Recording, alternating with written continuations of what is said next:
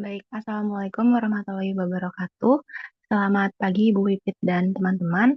Kami dari kelompok 2 izin memaparkan hasil diskusi kami terkait presentasi kami pada hari ini yang berjudul Analisis Berpikir Komputasi Siswa dalam Menyelesaikan Permasalahan Matematika.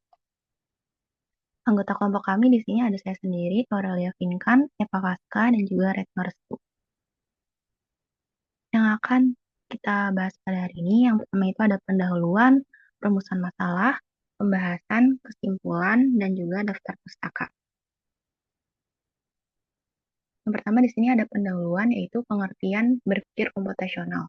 Menurut Lestari dan Rosdiana, berpikir komputasional atau computational thinking adalah proses berpikir untuk menyelesaikan permasalahan dengan menemukan solusi yang kemudian diimplementasikan pada langkah-langkah yang teratur, efisien, dan logis.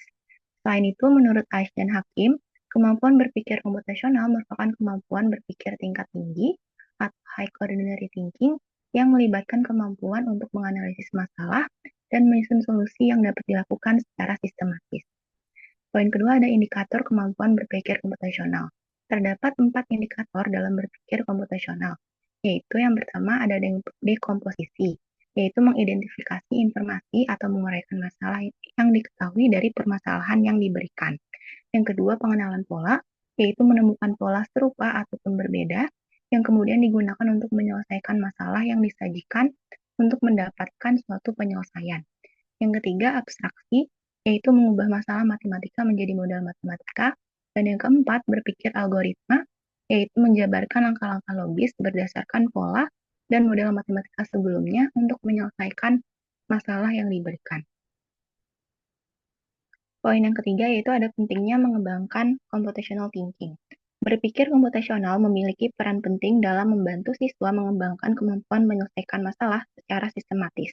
Berpikir komputasional membantu siswa untuk mengenali struktur masalah, menyusun solusi berdasarkan pola yang ditemukan, dan mengevaluasi efektivitas solusi yang mereka gunakan. Kemampuan ini tidak hanya mendukung penyelesaian soal secara prosedural saja, tetapi juga memperkuat cara berpikir analitis siswa. Dengan demikian, berpikir komputasional memperkuat proses berpikir analisis yang memungkinkan siswa tidak hanya menyelesaikan soal dengan prosedur, tetapi juga memahami proses dan makna di balik penyelesaiannya. Lebih jauh lagi, kemampuan berpikir komputasional tidak hanya relevan di dunia pendidikan, tetapi juga sangat dibutuhkan dalam kehidupan profesional. Banyak bidang pekerjaan saat ini sangat dipengaruhi dan bergantung pada berpikir komputasional. Hal ini menegaskan bahwa penguasaan berpikir komputasional sejak dini menjadi bekal penting bagi siswa dalam menghadapi tantangan akademik maupun di dunia kerja nantinya. Poin keempat ada integrasi computational thinking dalam pemecahan masalah matematika. Pemecahan masalah merupakan proses menemukan jawaban atas suatu pertanyaan, di mana metode dalam mencari solusi atas pertanyaan tersebut tidak diketahui terlebih dahulu. Untuk mencari solusi tersebut, siswa akan menggunakan pengetahuan yang telah dimilikinya, serta nantinya melalui proses tersebut akan mengembangkan pengetahuan baru. Lalu, kemampuan berpikir komputasional adalah salah satu alat yang ada untuk memecahkan masalah matematika. Tidak hanya itu, berpikir komputasional juga dapat digunakan sebagai pendekatan yang lebih luas untuk memecahkan masalah. Memecahkan masalah melalui berpikir komputasional tidak hanya menerapkan konsep dalam menyelesaikan masalah, tetapi lebih fokus pada proses menyelesaikannya. Poin yang terakhir ada pembatasan pada tingkat menengah. Penelitian ini dibatasi pada tingkat menengah yaitu jenjang SMP dan SMA. Karena menurut Piaget pada tingkat menengah, siswa sedang berada dalam masa perkembangan kognitif yang memungkinkan mereka berpikir secara abstrak dan logis. Selain itu, materi pelajaran pada jenjang ini mulai menantang siswa untuk menyelesaikan persoalan yang tidak hanya membutuhkan penerapan rumus, tetapi juga pemahaman mendalam terhadap konsep dan konteks soal. Lalu, Meijing dan kawan-kawan menekankan bahwa siswa pada tingkat ini sudah mulai dapat menunjukkan keterampilan berpikir reflektif dan sistematis, yang merupakan fondasi penting bagi pengembangan kemampuan berpikir komputasional. Oleh karena itu, penting untuk mengkaji dan membandingkan sejauh mana pada jenjang menengah pertama dan menengah atas mampu menerapkan computational thinking dalam menyelesaikan masalah matematika. Selanjutnya, berdasarkan pemaparan pendahuluan, kelompok kami merumuskan dua rumusan masalah. Yang pertama di sini ada bagaimana perbedaan berpikir komputasi siswa dalam menyelesaikan masalah matematika di tingkat sekolah menengah. Yang kedua, bagaimana penerapan berpikir komputasi dalam pembelajaran matematika di sekolah tingkat menengah. Selanjutnya ada pembahasan akan dijelaskan oleh Eva.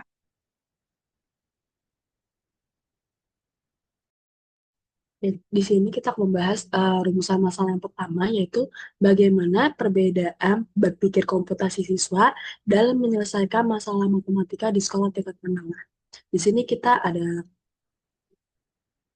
penjelasan, di sini ada SKT itu siswa kategori tinggi, SKS itu siswa kategori sedang, dan juga SKR itu adalah siswa kategori rendah.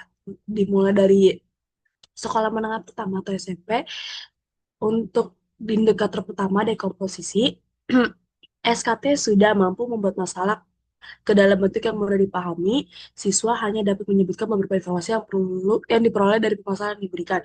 Sedangkan SKS mampu melakukan manipulasi masalah meskipun belum optimal, sehingga SKS dapat dikatakan mampu memenuhi indikator dari komposisi tetapi belum tercapai dengan baik, menurut Yana dan Hakim 2020. SKR sudah dapat menguraikan data-data yang terdapat dalam permasalahan tetapi belum menyebutkannya secara lengkap, menurut IC dan Hakim 2023. Indikator kedua yaitu pengenalan pola. SKT dapat mengenali pola yang telah dipelajari sebelumnya pada permasalahan yang sudah diberikan, menurut Fikri dan juga dan kawan-kawan 2018, bahwa SKT hanya dapat menyelesaikan masalah dengan satu strategi saja. SKS dan juga SKR dikatakan tidak mampu untuk memenuhi indikator ini. Hal ini sama dengan temuan Dewi dan juga Hakim 2021 bahwa kurangnya siswa dalam memahami konsep materi yang menyebabkan kesalahan pada penyelesaian matematika. Indikator ketiga yaitu abstraksi. SKT sudah mampu menyaring informasi dan menyebutkan informasi-informasi penting untuk menyelesaikan permasalahan. Dalam indikator ini, sebagian siswa telah tercapai, namun pada SKR masih belum dapat menyaring informasi-informasi penting.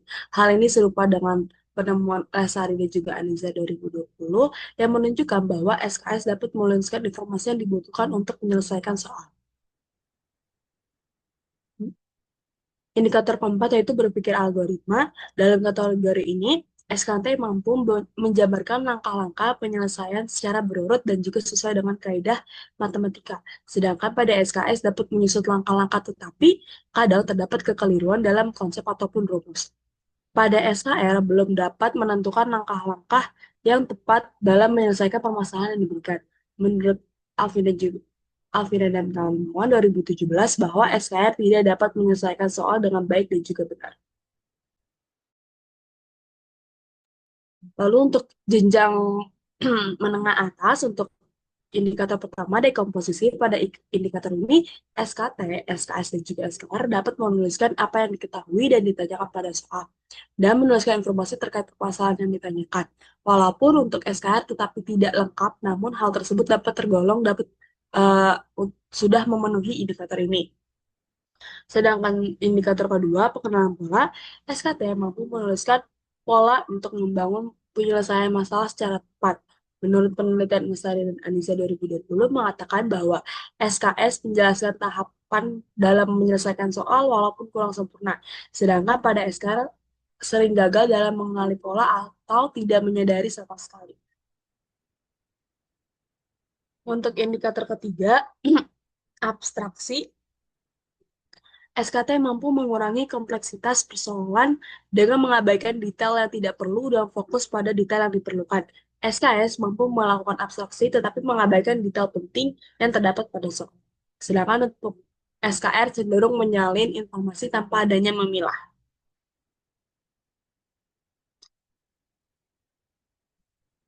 Lalu untuk indikator keempat, yaitu indikator berpikir algoritma, menurut ahli dan kawan 2019 dalam indikator ini SKT memiliki kemampuan yang baik dalam menyusun langkah-langkah penyelesaian masalah. Karena banyak persoalan pada pelajaran matematika yang biasa diselesaikan melalui tahapan-tahapan. Pada SKS, mampu menyusun dan melaksanakan langkah dengan benar, namun jawaban yang dihasilkan belum tepat. Sedangkan SKR tidak memberikan langkah atau alasan yang konkret dalam menjawab soal yang diberikan. Lalu kesimpulannya adalah, secara keseluruhan kemampuan berpikir komputasi siswa meningkat dari SMP ke SMA. Peningkatan ini paling terlihat pada indikator abstraksi dan juga berpikir algoritma, di mana siswa SMA cenderung lebih sistematis dan juga reflektif. Siswa kategori 3 atau SKT di SMA menunjukkan pemahaman komputasional menyeluruh, sedangkan SKT SMP baru saja menguasai sebagian indikator. Siswa kategori sedang atau SKS mulai menunjukkan pola berpikir komputasi di SMA, tetapi masih belum stabil. Sedangkan untuk siswa kategori rendah di kedua jenjang itu masih sangat membutuhkan pendampingan dan juga penguatan konsep dasar.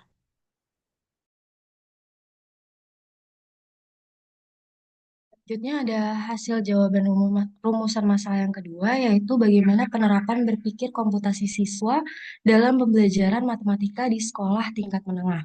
Yang pertama, guru dapat secara aktif menganalisis dan mengidentifikasi sejauh mana siswa dapat menerapkan setiap komponen berpikir komputasi, yaitu dekomposisi, pengenalan pola, abstraksi, dan juga berpikir algoritma saat siswa terlibat dalam aktivitas pemecahan masalah matematika.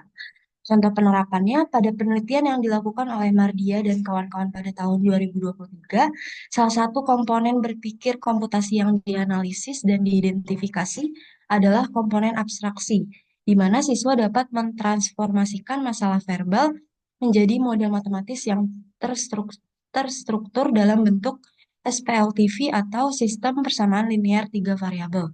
Misalnya, siswa menuliskan X adalah banyaknya meja, Y adalah banyaknya kursi, dan Z banyaknya tisu. Untuk jumlah harga dari satu meja, satu kursi, dan dua tisu adalah Oke, ini 30. mohon maaf kelompok ini bisa dipercepat karena 10 menitnya sudah habis. Silahkan diselesaikan tapi lebih cepat ya. Baik, Ibu. Maka model matematisnya adalah X ditambah Y ditambah 2Z. Lalu pada penelitian yang dilakukan Simanjuntak, itu juga salah satu komponen berpikir komputasi yang dianalisisnya adalah komponen dekomposisi. Bisa di next. Selanjutnya, guru dapat merancang atau memilih materi dan soal-soal matematika yang bersifat non-rutin, open-ended, kontekstual, dan bebas taks yang membutuhkan penerapan komponen CT untuk diselesaikan. Contoh penerapannya itu ada dari berbagai penelitian, yaitu di soal pola bilangan, terus juga ada di soal program linear. Bisa di next. Ada di soal tantangan bebas dan juga soal geometri ruang dan soal open-ended atau eh, soal berbasis masalah terbuka. Boleh di next lagi. Guru juga dapat mengadopsi metode pembelajaran yang mendukung pengembangan berpikir komputasi. Contoh penerapannya itu di penelitian yang dilakukan Junaidi dengan metode pembelajaran berdiferensiasi, sedangkan untuk penelitian yang dilakukan oleh Tira pada tahun 2021 itu dengan pemanfaatan teknologi yaitu membuat podcast. Boleh di next?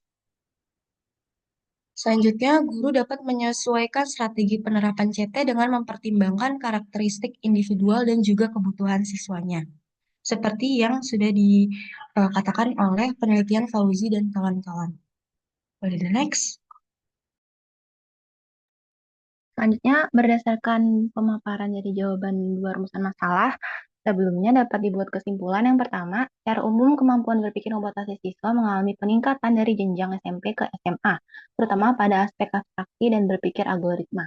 Siswa SMA cenderung berpikir lebih sistematis dan reflektif dibanding siswa SMP. Peningkatan ini dipengaruhi oleh bertambahnya pengalaman belajar serta kematangan kognitif yang lebih tinggi pada siswa SMA. Poin yang kedua, penerapan berpikir komputasi dalam pembelajaran matematika di sekolah menengah dapat dilakukan secara efektif melalui peran aktif guru.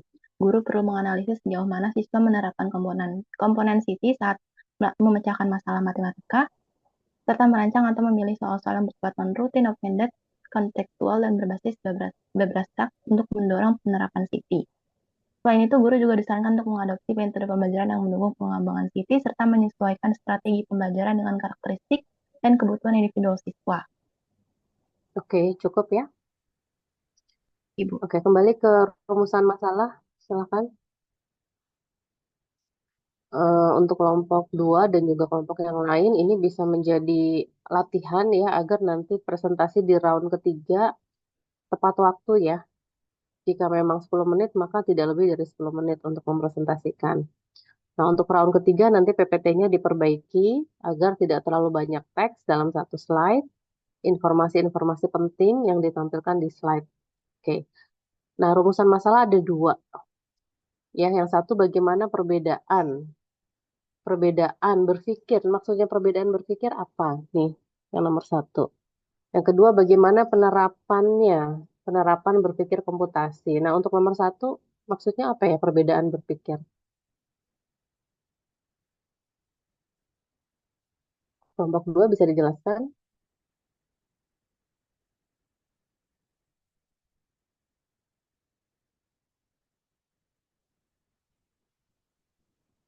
Kelompok dua, dengar suara ibu tidak? Dengar Ibu, jadi untuk rumusan masalah yang pertama ini, perbedaan berpikirnya itu sesuai indikator yang ada di berpikir komputasinya itu. Jadi seperti membuat perbandingan. Apa yang dibandingkan? Indikator-indikatornya Ibu. Jadi untuk siswa SMP ini indikator yang pertama eh, dan ini- eh, dan in- dan indikator yang lainnya itu perbedaannya dari SMP ke SMA itu apa? Seperti itu Ibu.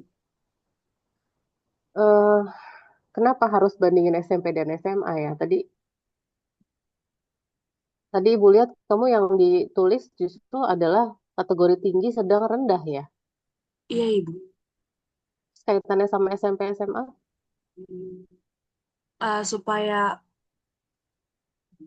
karena di dalam jurnal itu terdapat beberapa kategori Ibu biar kita jadi bisa mengetahui Kategori untuk apa? kategori siswanya Ibu. Jadi ada siswa kategori tinggi, sedang dan juga rendah. Enggak, di sini kamu membedakan nggak SMP dan SMA? Iya Ibu membedakan di sini untuk yang indikator pertama untuk ini untuk SMP lalu ada indikator SMA. Tujuannya apa ya untuk membandingkan SMP dan SMA? Untuk kalau SMP kita menunjukkan terlebih dahulu Ibu untuk siswanya seperti ini, lalu SMA seperti ini, lalu baru kita kasih kesimpulannya. Itu kesimpulannya itu baru perbedaannya Ibu. Nah, jadi di kesimpulan, kalau tadi satu itu kesimpulan adalah mengalami peningkatan ya, betul? Kesimpulan akhir, kesimpulan akhir. Jadi Iya kesimpulan Ibu. akhir tolong nanti untuk semua kelompok, slide rumusan masalah sama slide kesimpulan kalian bandingkan. Bandingkan, jajarkan, apakah kesimpulan sudah menjawab rumusan masalah. Tolong kesimpulan slide terakhir, paling akhir.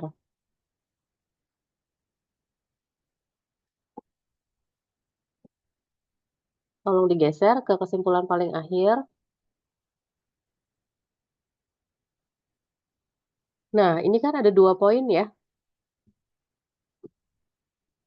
Oke, jadi untuk setiap kelompok perhatikan, jika ada 2 rumusan masalah, kesimpulannya juga minimal 2 poin. Nah, ini jadi Ibu mengaitkan kesimpulan pertama dengan rumusan masalah satu, kesimpulan kedua dengan rumusan masalah kedua.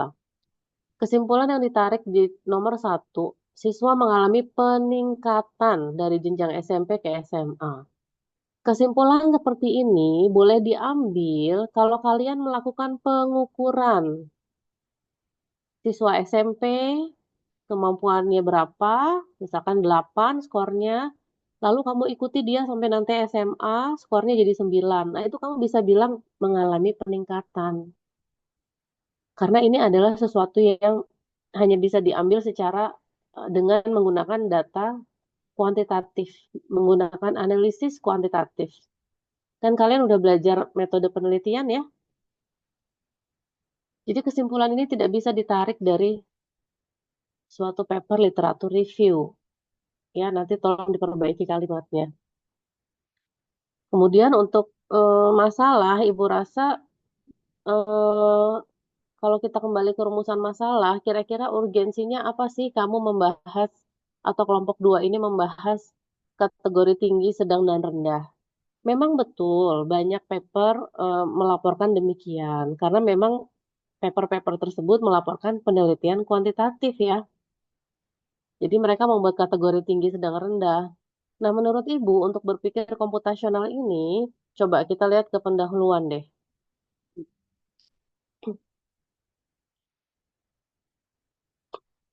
Slide yang pertama. Nah, ini Ibu beri saran ya, agar papernya lebih baik ya. Artinya ini oke, tapi bisa diperbaiki lagi agar bisa bagus gitu ya. Nah, sekarang kita semua perhatikan ya, tidak hanya kelompok 2. Indikator kemampuan berpikir komputasional. Ini hanya 4 ya yang lain. Abstraksi, berpikir algoritma, atau ada lagi yang lain ya?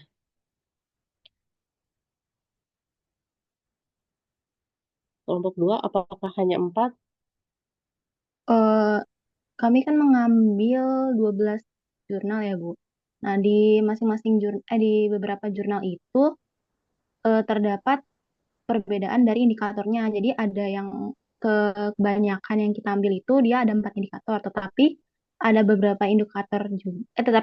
jurnal juga yang punya 5 indikator, Ibu, sama di Yang booking, kelimanya apa? di di booking, Ibu. Aku baca.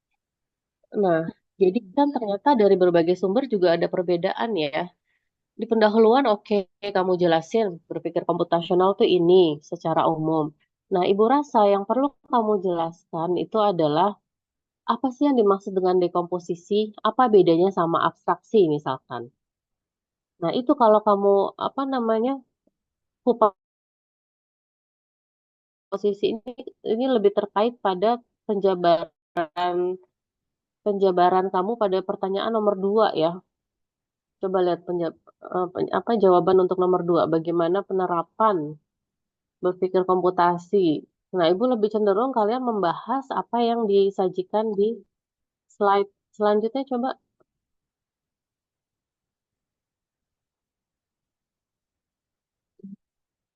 jawaban untuk nomor 2. Yang ini, Bu. Ya, coba di slideshow.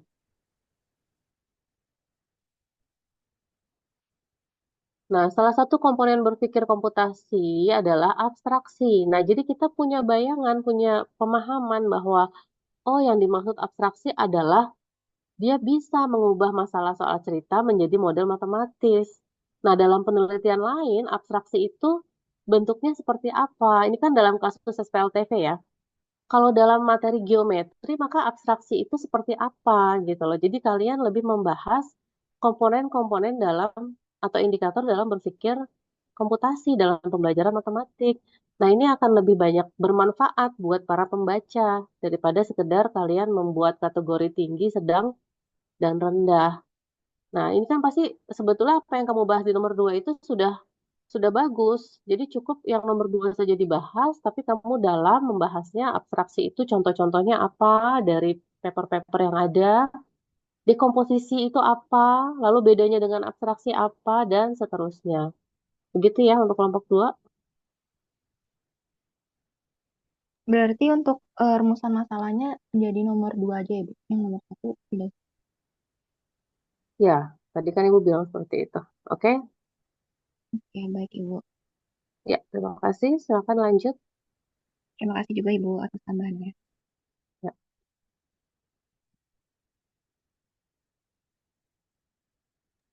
Oke, baik. Terima kasih kelompok 2. Selanjutnya, kelompok 8, yaitu Leskia, Rida, dan Fauzia. Boleh presentasi.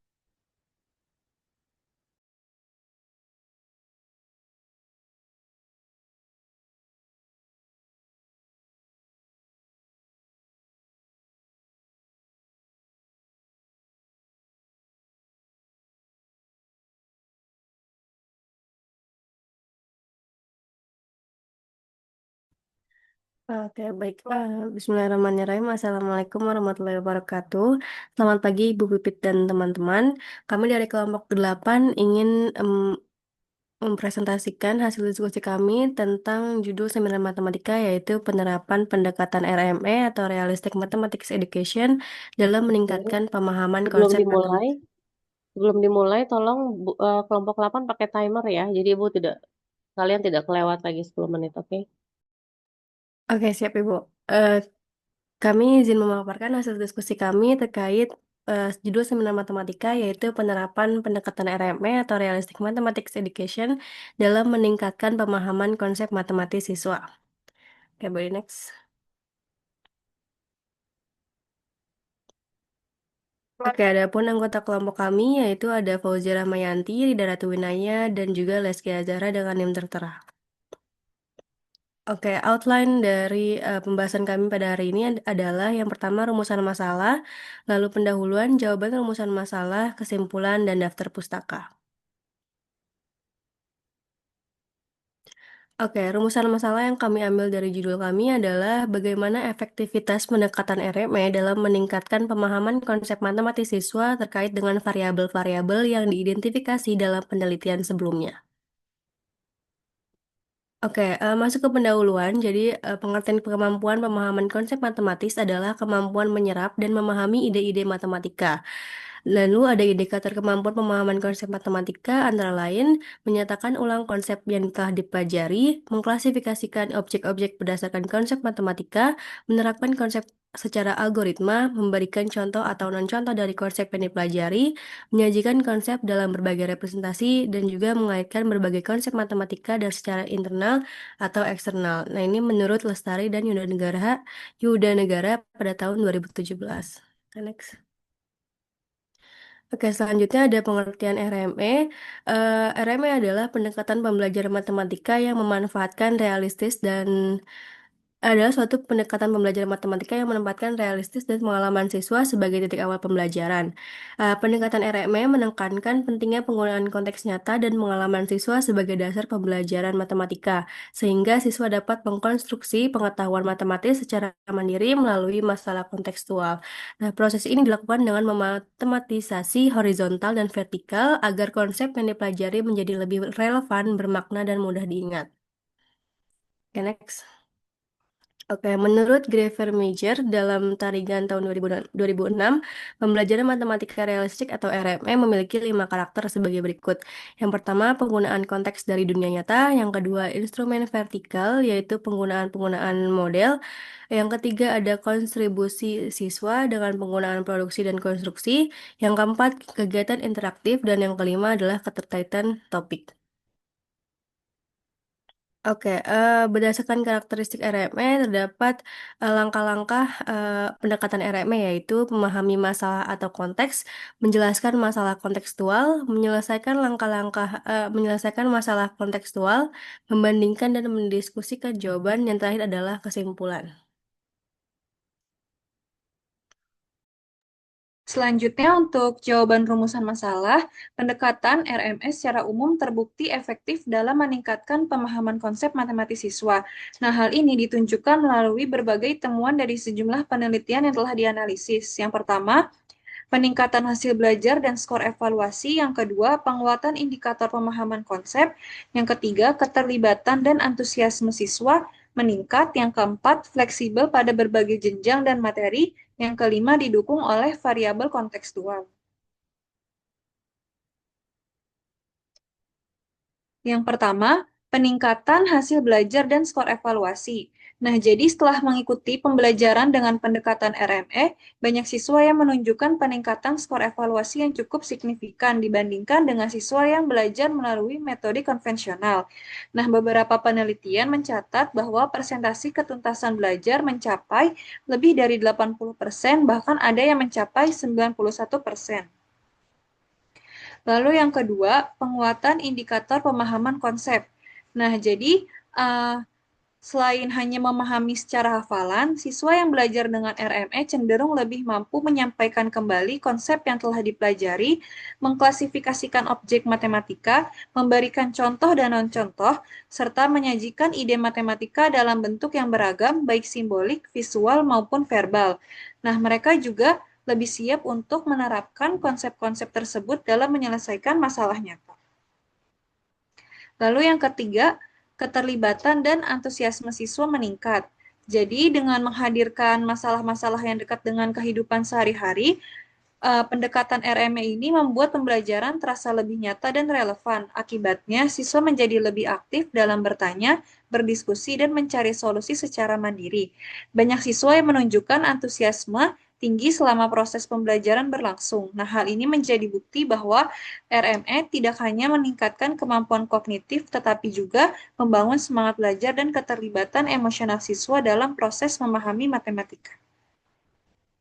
Oke, selanjutnya ada fleksibel pada berbagai jenjang dan materi. RME ini terbukti efektif diterapkan di berbagai jenjang pendidikan, mulai dari SD, SMP, hingga SMA dan SMK.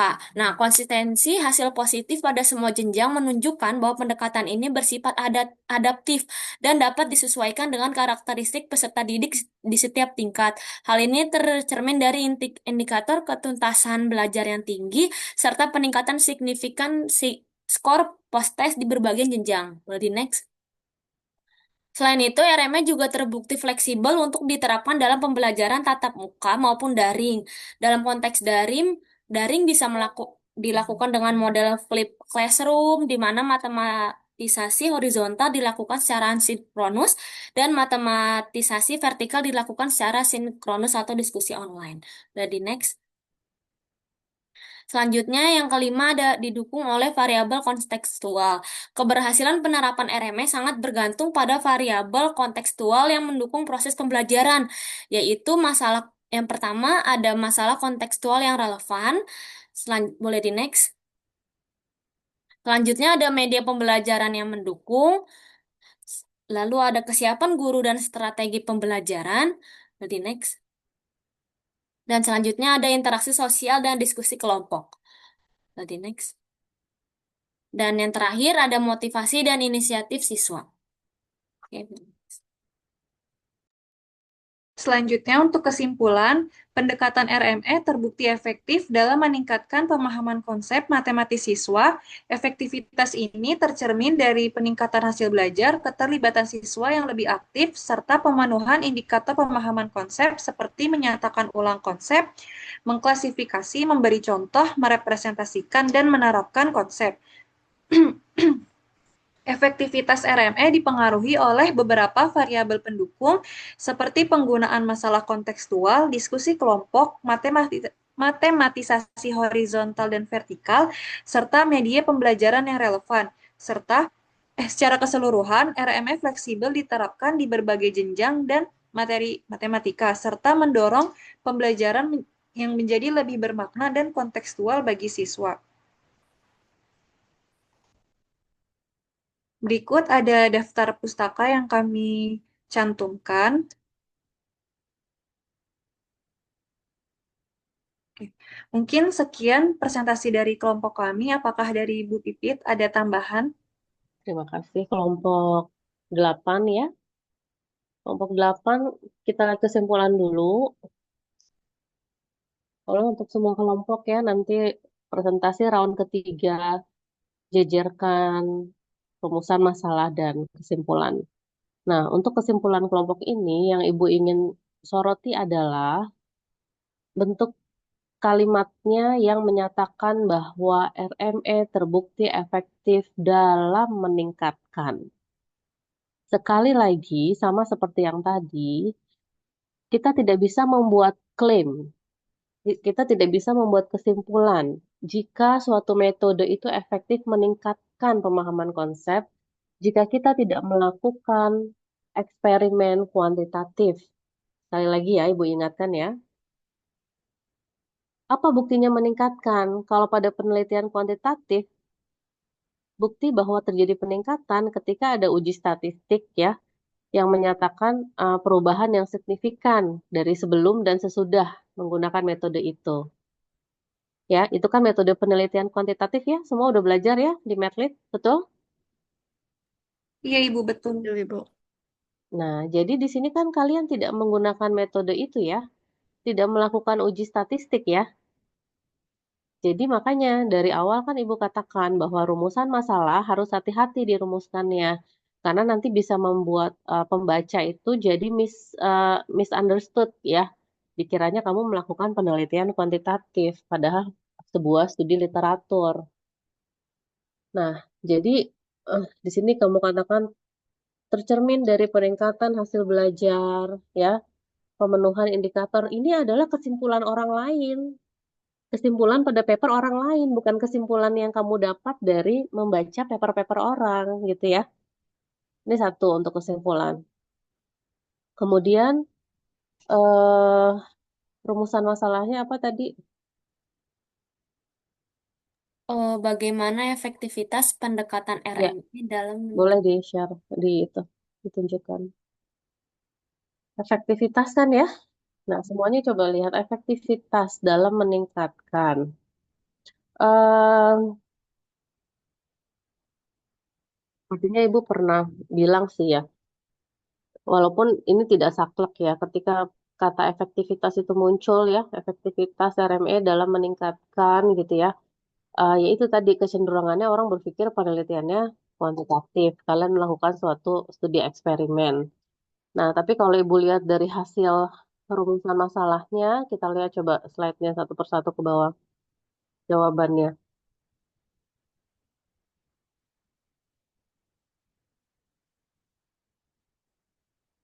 Nah, ini kan pendekatan RME secara umum terbukti efektif. Dari mana kamu bisa bilang seperti ini? Nah, mungkin kamu bisa bilang bahwa satu, peningkatan hasil belajar dan skor evaluasi. Ini penelitian siapa? Kalau kamu mau menunjukkan seperti ini ya. Di dalam kurung penelitiannya A, B, C, D, E. Misalkan gitu. Penguatan indikator pemahaman konsep. Katanya siapa? Ya. Keterlibatan dan antusiasme siswa meningkat. Menurut sumber yang mana? Misalkan. Jadi semua ditulis tuh dalam kurung citasinya. Ya, karena ini semua pembahasannya nggak ada citasi tadi Ibu lihat. Next lagi. Nah, peningkatan hasil belajar. Ini kan juga peningkatan RME terbukti mampu memberikan dampak positif. Ini kan kata penelitian orang, bukan penelitian kamu ya. Oke? Nah, kalau memang penelitian orang banyak yang menyatakan seperti ini, tuliskan citasinya dalam kurung sumber mana yang menyatakan itu. Kan ada kan? ada, Ibu. Nah, terus kamu bilang di sini beberapa penelitian mencatat bahwa persentase keterlibatan belajar mencapai lebih dari 80%. Bahkan ada yang mencapai 91%. Nah, Ibu sarankan tidak usah pakai persentase angka-angka ya, karena itu hanya berlaku pada sebagian kecil penelitian, tidak berlaku secara umum untuk persentase itu. Tadi Ibu lihat di beberapa slide juga ada persentase, coba lihat lagi. Tadi di yang mana ya? Tadi ada persentase juga. Jadi ini semua yang kamu jabarkan belum ada. Nah, ini. Misalnya 91%. Nah, nggak usah pakai persentase, karena ini kan kita sifatnya studi literatur ya, kualitatif gitu ya, bukan studi kuantitatif. Ini semua tadi slide-nya belum ada citasi ya, jadi klaim yang kamu tulis di sini tuh belum ada dasarnya. Siapa yang bilang seperti ini? Ya, pendekatan RME terbukti efektif diterapkan. Nah, siapa yang bilang? Kata siapa? Di berbagai jenjang, mulai dari SD, SMP, SMA, SMK. Siapa yang bilang? Ada sumbernya nggak yang bilang seperti ini? Ada, Ibu, dari yang 10 jurnal yang dibaca itu. Nah, apakah 10-10-nya? Kalau memang 10-10-nya tulis dalam kurung jurnal 1, 2, 3, sampai 10. Ya. Tapi kalau hanya satu paper yang bilang, maka itu tidak kurang ya, masih kurang ya. Karena kamu bilang di sini SD, SMP, SMA, SMK. Oke, mungkin itu saja. Ibu, maaf izin bertanya, berarti tadi yang SD, SMP, SMA itu minimal berapa artikel, Bu, kalau Nggak ada misalnya? minimal, tapi kalau kamu membuat pernyataan yang strong seperti ini ya, ini kan pernyataan yang sangat kuat ya, efektif diterapkan di berbagai jenjang pendidikan. Nah, paling tidak kan ada paper yang meneliti di SD, SMP, SMA, SMK gitu. Jadi pernyataan-pernyataan seperti ini sebaiknya dihindari gitu. Jadi kalian lebih banyak membahas apa namanya, bagaimana fleksibilitasnya gitu ya. Terus bagaimana tadi eh, penguatan indikator pemahaman konsepnya. Jadi lebih ke mengaitkan karakteristik RME dengan indikator-indikator pemahaman konsep. Nah, itu yang bisa memberikan insight atau pemahaman buat para pembaca. Seperti itu. Oke, silakan lanjut. Oke, baik Ibu. Terima Oke, kasih. mungkin saya izin menutup. Terima kasih banyak atas saran dan masukan dari Ibu Pipit. Kurang lebihnya mohon maaf. Kelompok 8 izin stop share. Wassalamualaikum warahmatullahi wabarakatuh. Oke, Waalaikumsalam warahmatullahi wabarakatuh. Oke, terima kasih kelompok 8. Selanjutnya ada kelompok 5, yaitu Abil, Rangga, dan Hani. Dipersilahkan. Oke, terima kasih Dini. Izin share screen ya, Ibu.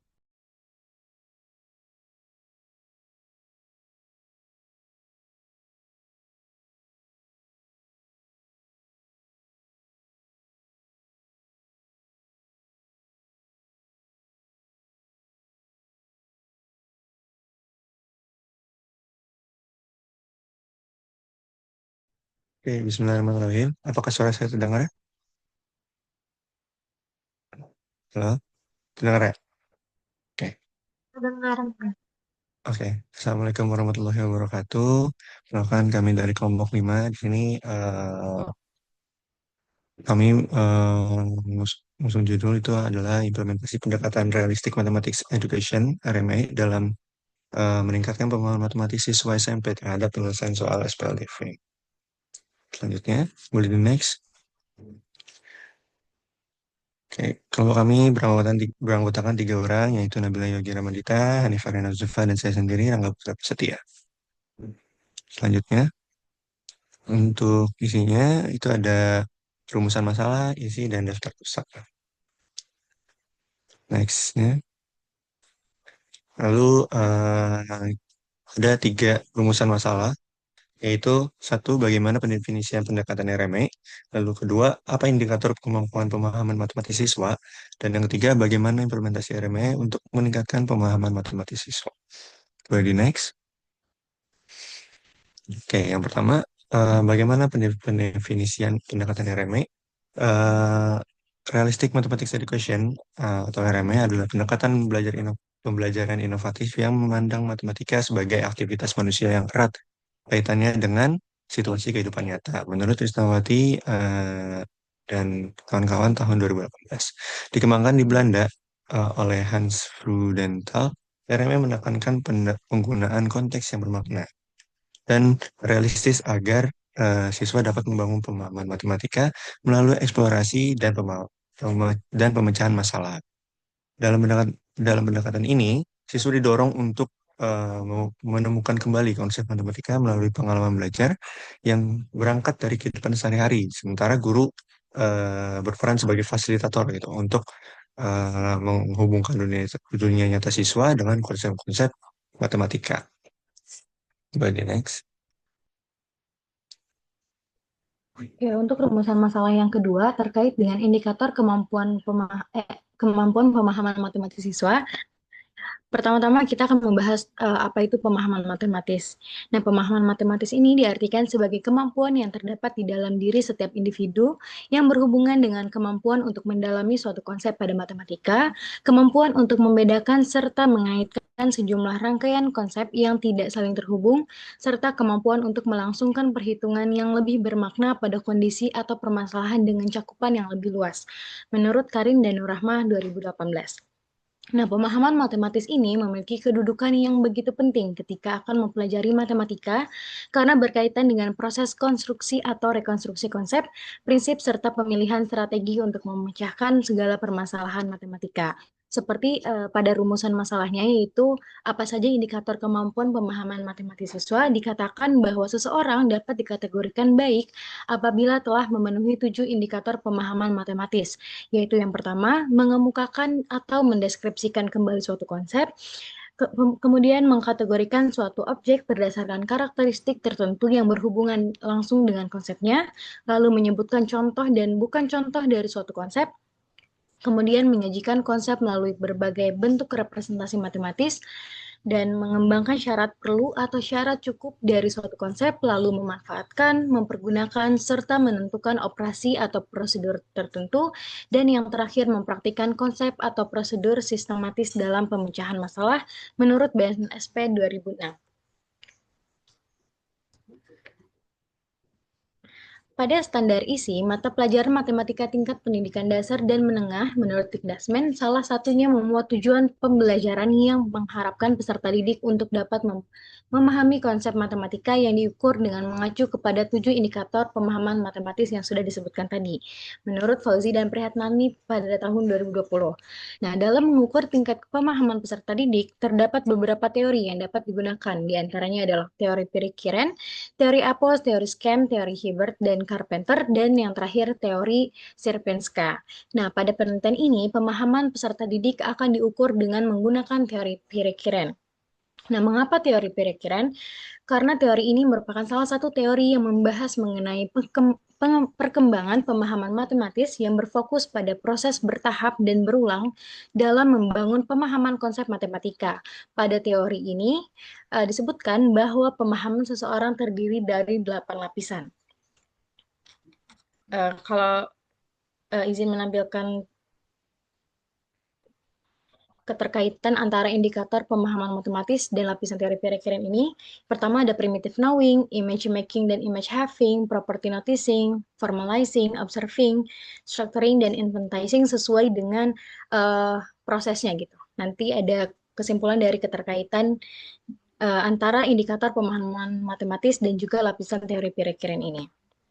Nah, lalu teori ini sangat relevan ketika dikaitkan dengan indikator pemahaman matematis, karena keduanya membahas bagaimana seseorang memahami, memanipulasi, dan menginternalisasi konsep matematika secara mendalam.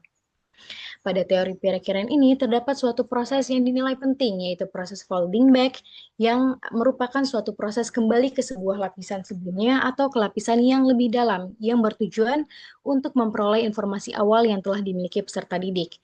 Terdapat dua jenis folding back, yaitu effective folding back dan juga ineffective folding back. Nah, effective folding back ini merupakan suatu keadaan ketika seseorang mampu untuk memanfaatkan perluasan pemahaman yang telah diperoleh untuk dapat menyelesaikan permasalahan yang sedang dihadapi. Sedangkan ineffective folding back merupakan kebalikan dari effective folding back. Nah, ineffective folding back ini dapat dikatakan bahwa tidak terjadinya proses folding back menurut Slaten dalam Hasanah 2019. Bisa disimpulkan bahwa teori Pirik-Kiren ini memberikan kerangka perkembangan kognitif yang sangat cocok untuk memahami indikator pemahaman matematis. Setiap tahapan atau lapisan pada teori ini mencerminkan kedalaman dan keluasan pemahaman yang dapat diukur melalui indikator-indikator tersebut.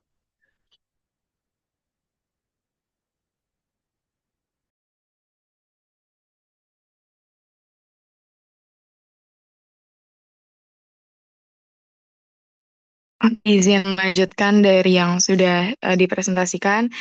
Untuk poin 3 ini kita membahas bagaimana implementasi RME untuk meningkatkan pemahaman matematis siswa. Nah, menurut Sari dan Yuniati pada tahun 2018, implementasi pendekatan realistic mathematics education dalam pembelajaran matematika memberikan pengaruh positif terhadap kemampuan pemahaman konsep matematis siswa.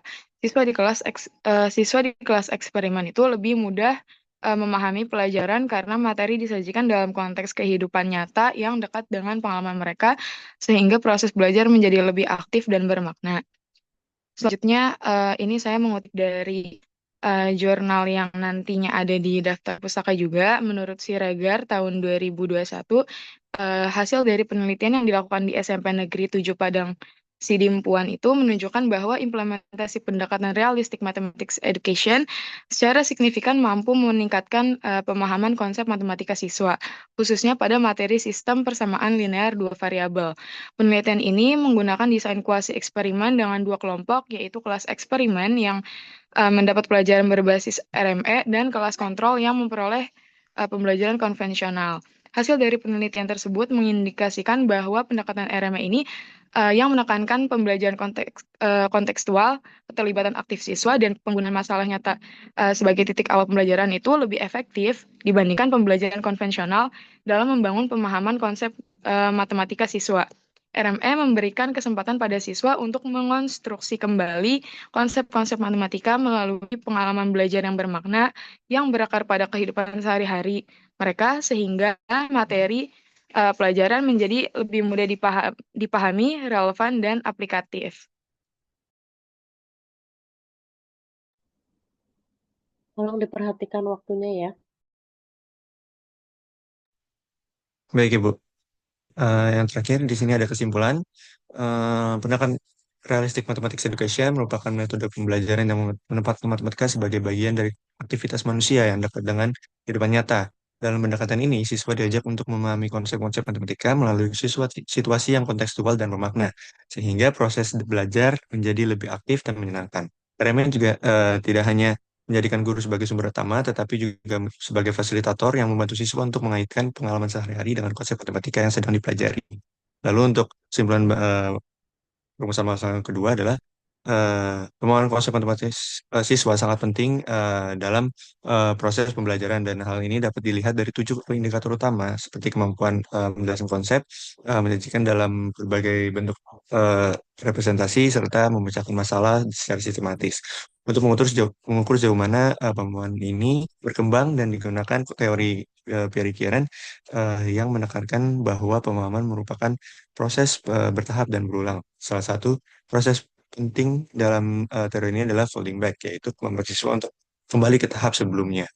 Lalu yang ketiga, berdasarkan beberapa sumber yang udah dibaca, dapat disimpulkan bahwa implementasi RME secara signifikan mampu meningkatkan pemahaman matematik siswa, khususnya dalam materi SPLDV.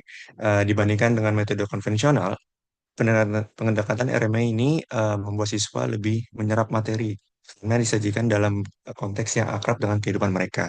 Dengan demikian, RMA menjadi pendekatan yang efektif untuk menciptakan pembelajaran matematika yang lebih memakna, relevan, dan aplikatif. Selanjutnya ini daftar pustaka yang kita baca gitu ya. Next lagi. Next lagi. Oke, Mungkin terima sekian. kasih. Itu aja, Bu. Kelompok 5 ya. Kelompok 5 tadi masalahnya itu bagaimana implementasi RME kan ya? Iya, Bentar. Ibu. Ibu.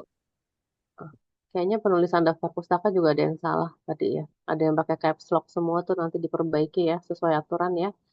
Coba Iya, kita Ibu. lihat kesimpulan dulu. Ya, kesimpulan saja. Nah, di sini ya. Lihat paragraf terakhir ya. Ini relatif sama dengan yang tadi Ibu komentari ya. Berdasarkan beberapa sumber dapat disimpulkan bahwa implementasi RME secara signifikan mampu meningkatkan. Ya, sama seperti yang tadi ya.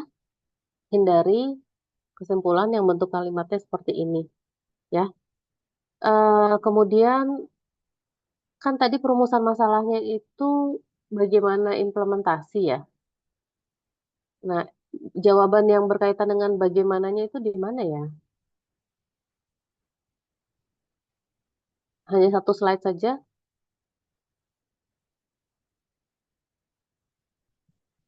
Nah, jadi ini tolong diperhatikan. Paragraf pertama. Apa inti dari paragraf pertama kalau kita baca sama-sama di sini, di slide ini? Implementasi RME memberikan pengaruh positif. Ya, memberikan Di pengaruh satu positif. slide aja. Oke. Suara Ibu terdengar nggak? Terdengar, Ibu. Oke, di sini paragraf pertama, RME memberikan pengaruh positif. Sekali lagi, kesimpulan seperti ini ya diberikan oleh penelitian kuantitatif ya. Yang ingin kita jelaskan adalah how atau bagaimana, bukan memberikan pengaruh atau tidak ya. Kemudian paragraf kedua ya. Paragraf kedua juga sama kalimatnya. Secara signifikan mampu meningkatkan pemahaman konsep. Terus dijelaskan penelitian ini pakai desain kuasi eksperimen. Nah, di sini tuh belum ada penjelasan bagaimananya gitu sebetulnya ya. Jadi yang dibahas di slide sebelumnya tadi Ibu lihat ada teori-teori yang kamu sampaikan itu untuk menjawab rumusan masalah nomor berapa ya? Boleh nggak dari atas satu persatu deh supaya jelas deh urutannya deh. Dari atas satu persatu.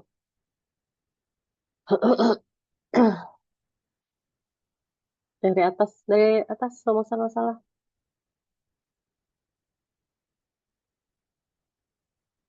Nah, satu, dua, tiga ya.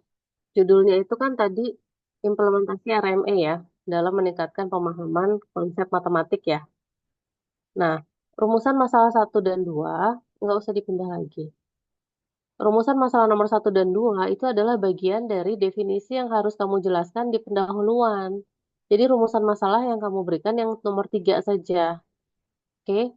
Nah, coba kita lihat slide selanjutnya. Nah, RME adalah pendekatan pembelajaran inovatif bla bla bla. Nah, apa nih karakteristik RME di sini? Ada nggak? Belum ada ya? Nah, nanti ditambahkan lagi karakteristik RME itu ada apa saja, karena itu yang sering muncul dalam literatur, ya. Next lagi. Nah, indikator kemampuan pemahaman ini kayaknya tadi cukup banyak ya. Ada satu, terus apa lagi?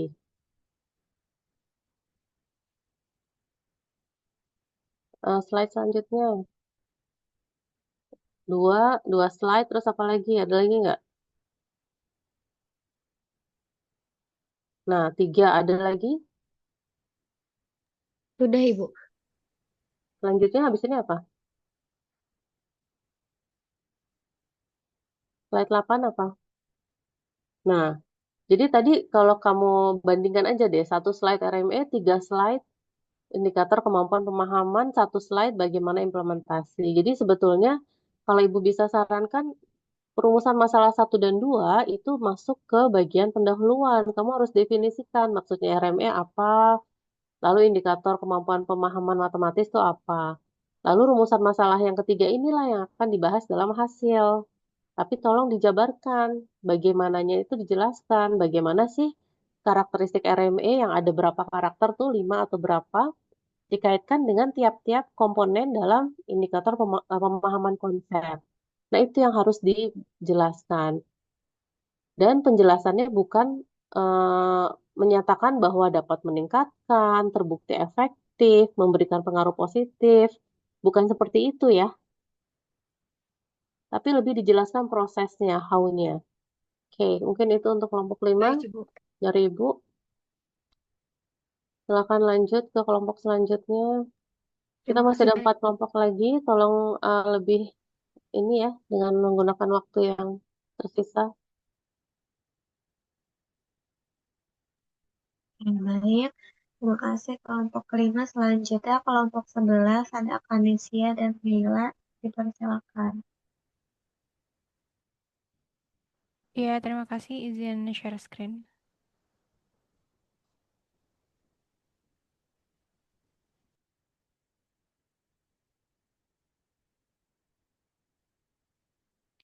Baik, untuk kelompok 11, izin memaparkan.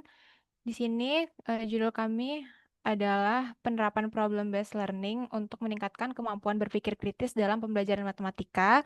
Anggotanya adalah Latifah Melaningrum dengan NIM tertera dan Kanesia Putri Yuliana dengan NIM tertera. Outline-nya di sini ada rumusan masalah, jawaban rumusan masalah. Di sini ada kesimpulan juga harusnya. Kemudian ada daftar pustakanya. Nah, rumusan masalah kami yaitu bagaimana penerapan model problem-based learning dalam pembelajaran matematika untuk meningkatkan kemampuan berpikir kritis siswa. Di sini masuk ke jawaban masalahnya. Problem-based learning adalah seperangkat model mengajar yang menggunakan masalah sebagai fokus untuk mengembangkan keterampilan pemecahan masalah, materi, dan pengetahuan diri. Kemudian critical thinking atau berpikir kritis yaitu kemampuan siswa dalam berpikir kritis berupa bernalar, mengungkapkan, menganalisis, dan menyelesaikan masalah. Ini kami ambil dari jurnal yang kami baca ya. Kemudian, pembelajaran berbasis masalah merupakan cara yang efektif digunakan secara kolaboratif, komunikatif, dan kooperatif dalam kelas. Pembelajaran berbasis masalah dirancang untuk membantu siswa menjadi lebih termotivasi secara intrinsik dalam menuangkan buah pikirnya. Motivasi intrinsik terjadi ketika siswa mengerjakan tugas yang didorong oleh minat, tantangan, dan rasa kepuasan mereka sendiri. Demikian pula, siswa sekolah menengah berbakat cenderung sangat termotivasi dan memiliki keterampilan kognitif yang memungkinkan mereka untuk percaya diri dalam menangani beberapa tugas kompleks. Baik, selanjutnya berdasarkan gabungan dari berbagai literatur yang kami lakukan, kami pun mengidentifikasi beberapa beberapa aspek penting mengenai bagaimana penerapan model problem-based learning dapat secara signifikan meningkatkan kemampuan berpikir kritis siswa.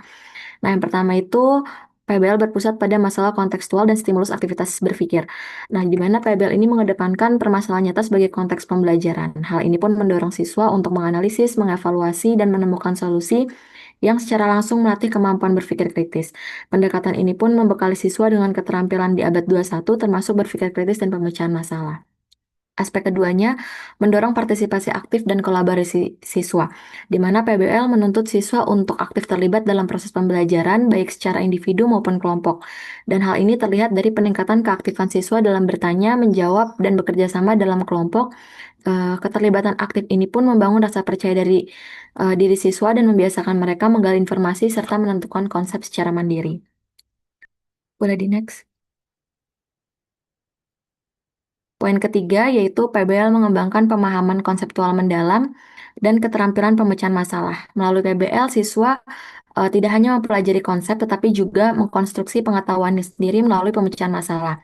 PBL pun membantu siswa dalam mengembangkan keterampilan berpikir dan melatih kemampuan dalam menyelesaikan masalah yang merupakan inti dari berpikir kritis. Kemudian di poin keempat, PBL memiliki fleksibilitas dalam integrasi media dan konteks pembelajaran. Jadi PBL ini dapat dikombinasikan dengan media pembelajaran konkret seperti puzzle untuk membantu siswa memahami konsep matematika yang abstrak. Penerapan PBL pun juga dapat diperkaya dengan muatan kearifan lokal yang terbukti meningkatkan sikap sosial dan kemampuan berpikir kritis siswa. Boleh di next, Mel. Nah, yang kelima yaitu dampak positif yang konsisten dari penerapan PBL. Nah, berbagai studi itu menunjukkan bahwa PBL secara umum efektif dalam meningkatkan kemampuan berpikir kritis dalam pembelajaran matematika. Analisis dari berbagai penelitian yang ada pun mengindikasikan adanya peningkatan kemampuan berpikir kritis dengan penerapan PBL. Selain itu, PBL juga terbukti lebih efektif dibandingkan dengan model pembelajaran lain seperti problem solving dalam mengembangkan kemampuan berpikir kritis siswa dalam pembelajaran matematika. Kesimpulannya, model problem-based learning memberikan waktu siswa untuk menyelesaikan suatu masalah tentang kehidupan sehari-hari dengan praktek menemukan suatu rumus dan berpikir bagaimana menyelesaikan permasalahan yang ada di lembar kerja siswa. Kemudian mereka mempresentasikan hasil pekerjaan bersama dengan teman kelompoknya. Melalui model pembelajaran tersebut, siswa berlatih percaya diri untuk mengungkap atau berbagi hasil diskusi kelompok di depan kelas agar memperoleh kritik dan saran dari kelompok lain. Ini menurut jurnal yang kami baca. Sejalan dengan penelitian Hastrudin 2010, perbedaan peningkatan kemampuan berpikir kritis siswa yang diberi perlakuan menggunakan pembelajaran matematika realistik dengan pembelajaran biasa, karena peningkatan rata-rata kemampuan berpikir kritis siswa yang diberi perlakuan pembelajaran matematika realistik itu lebih besar daripada siswa yang diberi perlakuan pembelajaran biasa. Maka dapat disimpulkan bahwa pembelajaran matematika dengan pendekatan matematika realistik itu lebih baik. Kemudian di sini ada daftar pustaka yang kami gunakan, jurnal-jurnalnya. Sekian, Oke, Ibu. terima kasih kelompok 11 tadi ya. Lihat Oke. kesimpulan dulu. Oke, kesimpulan ini biasanya kita sudah tidak menggunakan citasi ya. Prihono dan Kasana, Hastratudin ini sudah tidak ada di kesimpulan ya. Ini ada di bagian pembahasan di atas. Jadi kesimpulan itu sudah merupakan wrap up-nya apa sih yang dibahas di atas, kita simpulkan dalam poin-poin penting ya. Jadi tidak ada lagi mensitasi seperti ini. Justru pada pembahasan di atas itu banyak pembahasan kalian yang memang belum ada citasinya ya. Coba ke atas.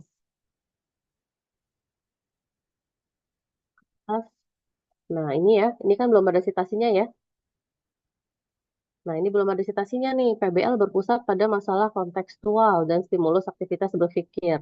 Kemudian nomor 2, mendorong partisipasi aktif dan kolaborasi siswa. Nah, narasi seperti ini menjawab rumusan masalah tentang bagaimana tadi ya. Bagaimana. Nah, Ibu saran untuk kalian tambahkan beberapa contoh yang kamu ambil dari sumber referensi. Misalkan berpusat pada masalah kontekstual. Ada nggak yang bisa kamu ambil dari beberapa paper mengenai masalah kontekstual yang bisa apa di sini meningkatkan kemampuan berpikir kritis.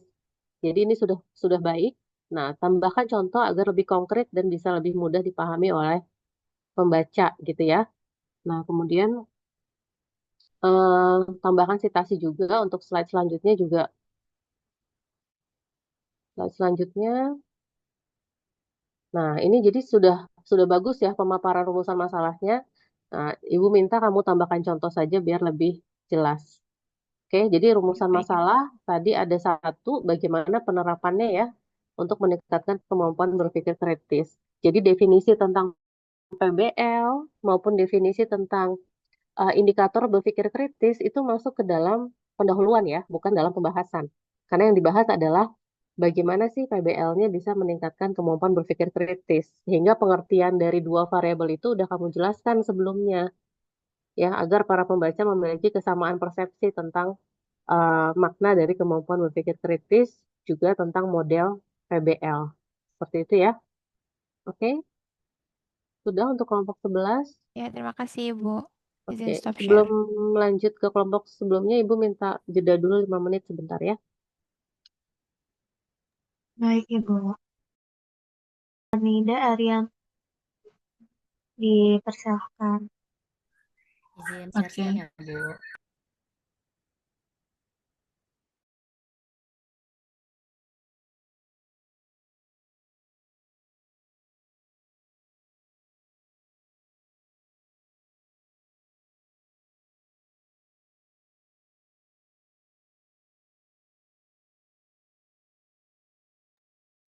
Oke, Bismillahirrahmanirrahim. Kami dari kelompok 3 akan mempresentasikan hasil dari rumusan masalah mengenai judul seminar matematika, yaitu Perspektif Etnomatematika dalam Inovasi Pembelajaran untuk Penguatan Spasial Matematis Siswa. Kelompok kami di sini ada Anida Elmasabil, saya sendiri, Arianti Indah Sahiri, dan Faisal Rafli Alfairus. Rumusan masalah yang kami angkat pada seminar matematika kali ini adalah bagaimana kontribusi pendekatan etnomatematika dalam meningkatkan kemampuan spasial matematis siswa. Yang pertama, pembahasan tentang kemampuan spasial matematis. Menurut National Research Council 2006 menyatakan bahwa konsep berpikir spasial merupakan kumpulan keterampilan pada konsep keruangan, representasi, dan penalaran untuk memahami gambar, bangun geometri di mana komponen pentingnya adalah kemampuan spasial. Menurut Sorby tahun 2009 dan Tartre tahun 1990 dalam Rizky, Octavia Eko, dan Olinoro tahun 2018 menyatakan bahwa kemampuan spasial adalah suatu proses mental yang melibatkan kemampuan untuk menggerakkan benda secara mental dan merubah sudut pandang saat melihat suatu benda. Sedangkan menurut Tambunan 2006, pada penelitian Azustiani 2017, kemampuan spasial merupakan konsep abstrak yang meliputi persepsi spasial yang melibatkan hubungan spasial termasuk orientasi sampai pada kemampuan yang rumit yang melibatkan manipulasi serta rotasi mental. Oke, adapun aspek dari kemampuan spasial, dari banyaknya definisi tentang kemampuan spasial, Lohman dalam Azustiani 2017 berpendapat bahwa ada 3 faktor utama kemampuan spasial, yaitu spatial visualization, spatial orientation, dan spatial relation.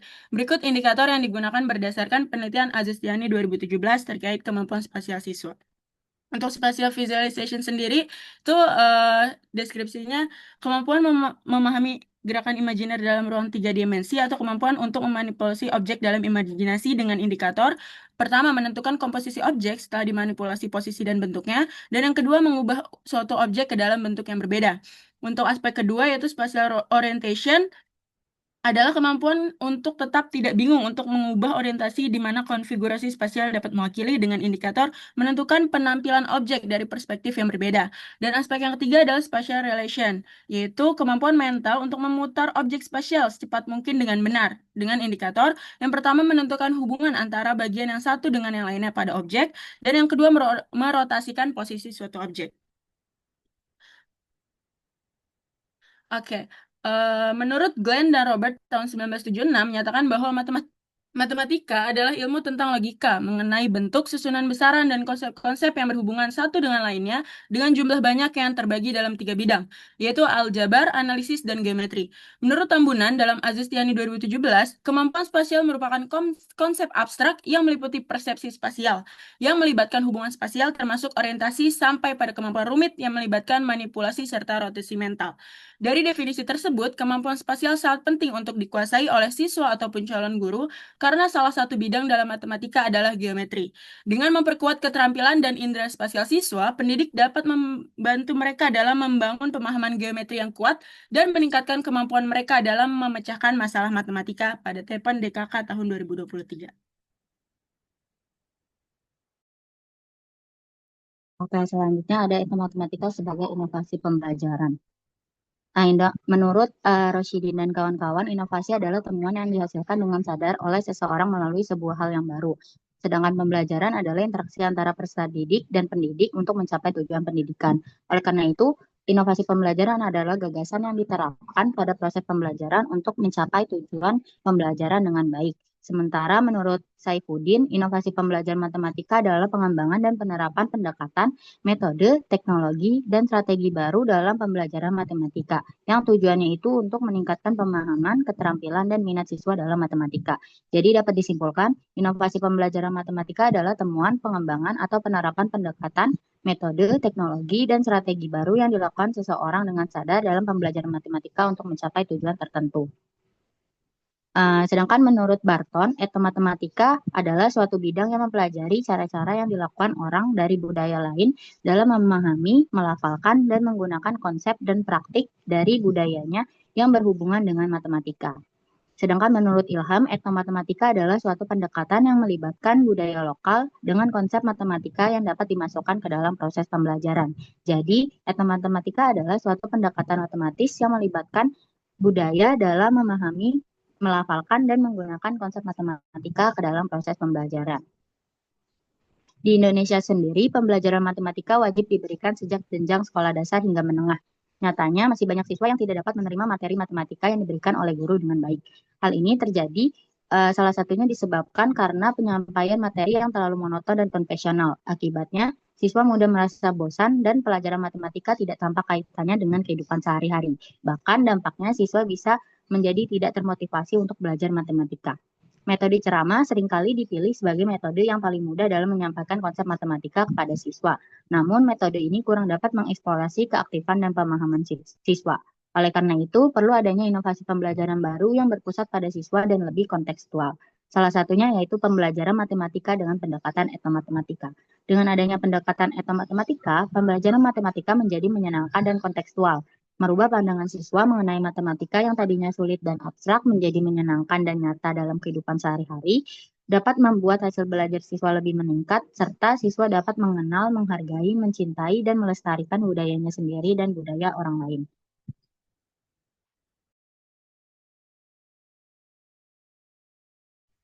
Selanjutnya adalah etnomatematika dalam penguatan spasial matematis. Yang pertama tadi kan ada indikatornya. Yang pertama adalah spatial visualization. Ini diambil dari profil pemecahan masalah etnomatematika pada masalah geometri tinjau dari kecerdasan visual spasial. Semarang memiliki budaya yang sangat menarik, yaitu festival lampion dilaksanakan di Banjir Kanal Barat. Peserta didik SMP diminta untuk membuat lampion bertuliskan harapan-harapan yang ingin dicapai. Zavaro membeli kawat 15 meter untuk membuat lampion berbentuk kubus dengan 50 cm. Berapa maksimal lampion dapat dibuat oleh Zavaro? Nah, di sini siswa dihadapkan pada soal yang membayangkan kerangka kubus yang dibuat dan mereka dibuat dari kawat dan mereka harus menghitung jumlah rusuk dari satu kubus, lalu menghitung berapa banyak kubus yang dapat dibentuk dari kawat yang tersedia. Dalam proses ini, siswa memanipulasi bentuk objek, yaitu kerangka kubus, dan menghitung komponen-komponen rusuknya. Nah, kegiatan ini menuntut kemampuan untuk menentukan komposisi objek setelah dimanipulasi posisi dan bentuknya. Ini adalah indikator dari spatial visualization. Nah, selanjutnya adalah spatial orientation.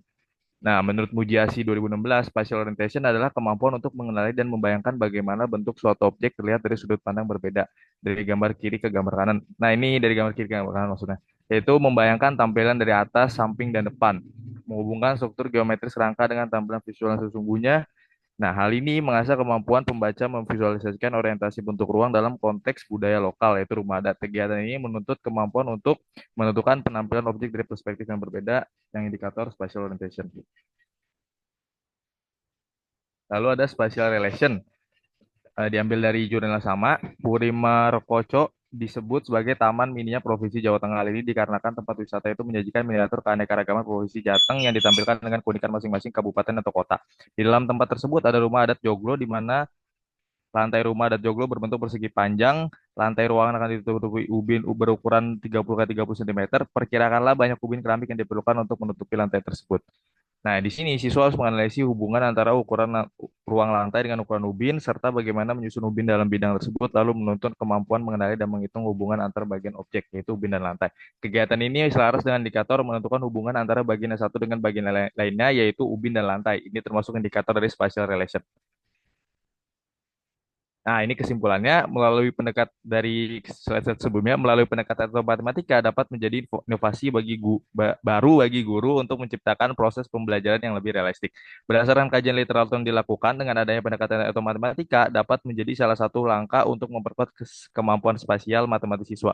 Kemampuan spasial matematik siswa ini dapat diukur dengan 3 indikator tadi, yaitu spatial visualization, relation, dan orientation. Ketiga indikator ini dapat direalisasikan dalam proses pembelajaran menggunakan pendekatan matematika. Oleh karena itu, sesuai judul kami, pendekatan matematika dapat dijadikan sebagai inovasi pembelajaran untuk penguatan kemampuan spasial matematik siswa. Next, ini adalah daftar pustaka kami. Nah, ini juga. Oke. Ya, sekian. Terima kasih, Bu.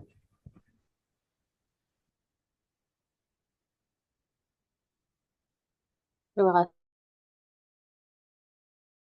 Tadi kan perspektif ya, judul. Coba lihat slide dari atas. Judul.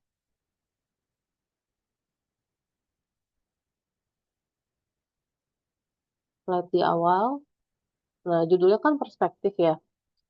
Perspektif etnomatematika. Tapi kemudian di rumusan masalah itu pendekatan ya. Bagaimana kontribusi pendekatan etnomatematika. Nah, ini jadi mungkin lebih konsisten aja.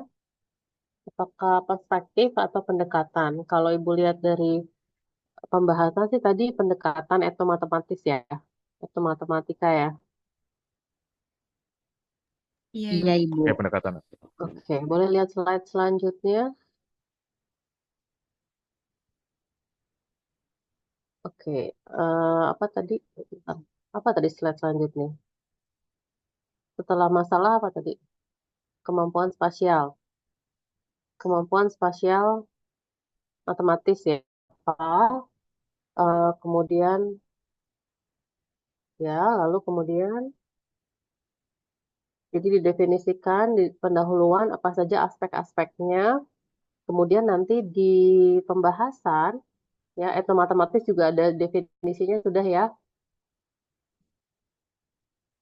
Nah, di pembahasan jangan lupa, tadi kan di aspek kemampuan spasial kan ada deskripsi, ada indikator. Nah, itu dikaitkan kembali dengan pembahasan di, nah ini kan ada deskripsi, ada indikator ya. Dikaitkan kembali dengan tadi pembahasan. Coba next. Lanjut, lanjut, lanjut.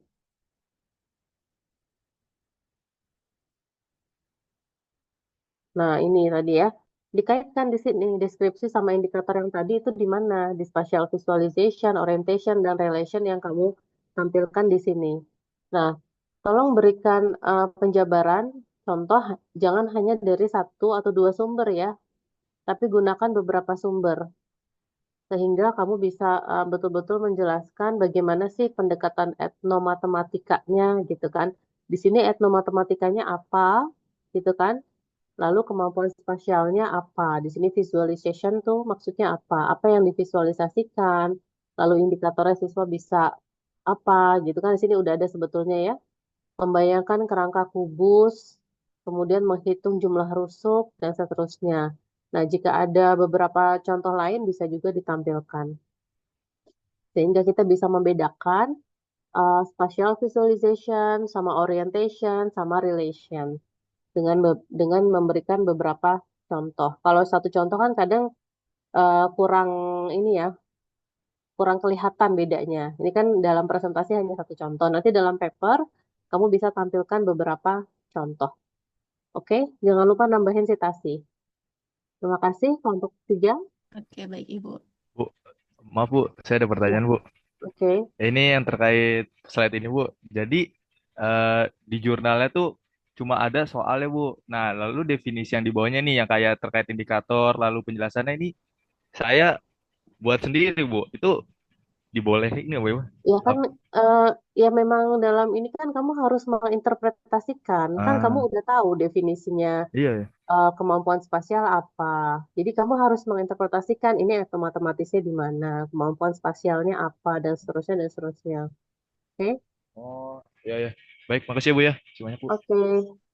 Silakan kelompok selanjutnya. Waktu kita terbatas, mungkin 5 menit saja untuk kelompok berapa sekarang? Tinggal kelompok 12 dan kelompok 1, Bu. Ayo, silakan kelompok 12. Kelompok 12, Neiska, Reina, dan Tauri. Dipersilahkan. Baik, Ibu, izin share screen ya, Ibu.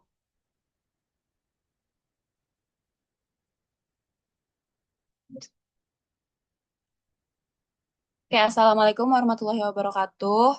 Kami dari kelompok 12 dengan judul model pembelajaran problem-based learning atau PBL dalam meningkatkan kemampuan komunikasi matematis siswa SMP pada materi SPLDV. Untuk outline-nya ada rumusan masalah, pendahuluan, jawaban rumusan masalah, dan kesimpulan. Untuk rumusan masalahnya, bagaimana pengaruh penerapan model problem-based learning terhadap kemampuan komunikasi matematis siswa pada materi sistem persamaan linear dua variabel. Pendahuluan pengertian PBL, Kurniawan dan Wuryandani menyatakan bahwa model pembelajaran berbasis masalah merupakan salah satu bentuk pembelajaran yang berlandaskan pada paradigma konstruktisme yang sangat mengedepankan peserta didik dalam belajar dan berorientasi pada proses kegiatan pembelajaran. Problem-based learning merupakan proses pendekatan pembelajaran yang berkaitan dengan masalah dunia nyata sebagai konteks berpikir agar peserta didik memiliki keterampilan dan dapat berpikir kritis dalam memecahkan suatu permasalahan untuk memperoleh ilmu pengetahuan dan konsep yang berhubungan dengan materi pelajaran yang dibahas. Lidnilah 2018.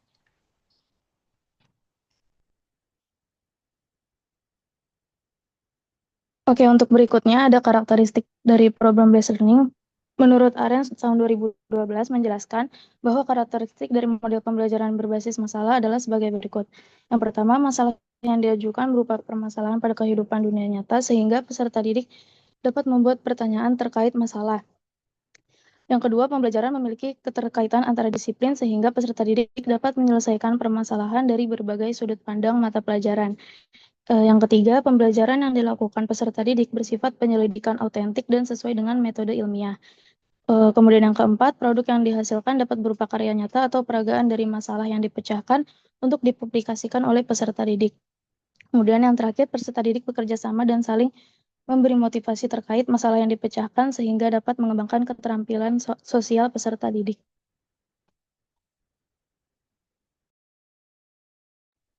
Baik, selanjutnya di sini masih pendahuluan yaitu kemampuan komunikasi matematis.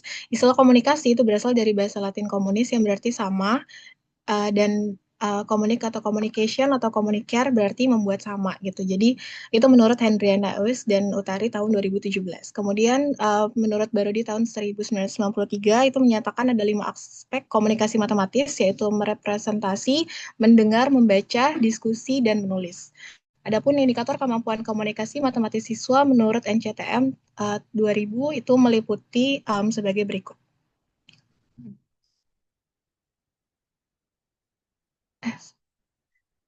Nah, selanjutnya di sini kemampuan komunikasi matematis pada materi SPLDV. Nah, pada materi SPLDV, kemampuan ini terlihat saat siswa yang pertama menerjemahkan soal cerita ke dalam model simbolik, kemudian menyusun langkah-langkah penyelesaian dengan logis dan runtut, dan selanjutnya menggunakan simbol dan notasi matematika yang tepat, menjelaskan hasil penyelesaian baik secara tertulis maupun lisan, serta mengaitkan hasilnya kembali ke konteks soal di awal.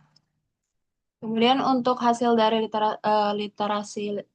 literaturnya, menurut Haveli et al. Itu menunjukkan bahwa PBL memberikan pengaruh signifikan terhadap peningkatan kemampuan komunikasi matematis siswa. Hasil pretest post-test pada 2 kelas eksperimen menunjukkan peningkatan yang nyata. Indikator yang meningkat antara lain menyatakan ide matematika melalui tabel atau grafik atau simbol, menyusun argumen matematis, dan menjelaskan solusi secara lisan dan tertulis. Sedangkan menurut Gaida et al. Pada tahun 2024 itu menunjukkan bahwa siswa yang mendapat pembelajaran dengan pendekatan saintifik berbasis PBL mengalami peningkatan kemampuan komunikasi matematis yang lebih tinggi daripada yang hanya menerima pendekatan saintifik biasa. Bahkan siswa dengan kemampuan awal rendah pun mengalami peningkatan signifikan.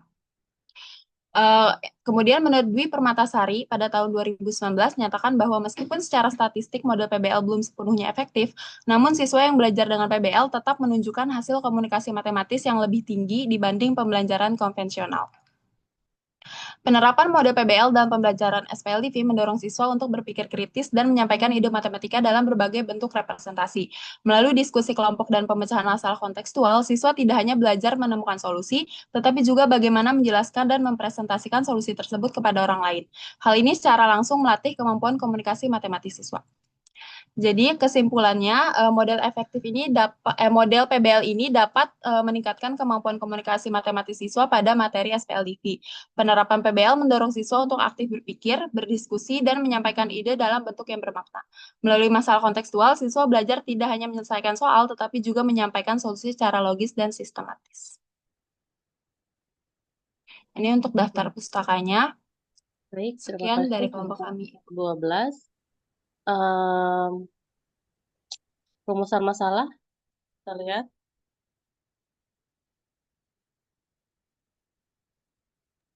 Sebentar, Ibu.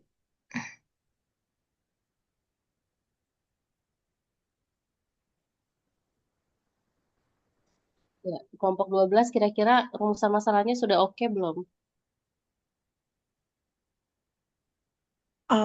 Kalau dari hasil kemarin yang kita presentasi di awal, tadi kan kita bikinnya itu 3. Cuma dari yang Ibu terakhir juga terangkan dan jelaskan, jadi kita cuma ambil untuk di poin yang ketiga itu yang seperti berikut ini, Ibu. Oke, bagaimana dengan narasi, bagaimana pengaruh ya? Iya. Pemilihan kata-katanya udah tepat belum?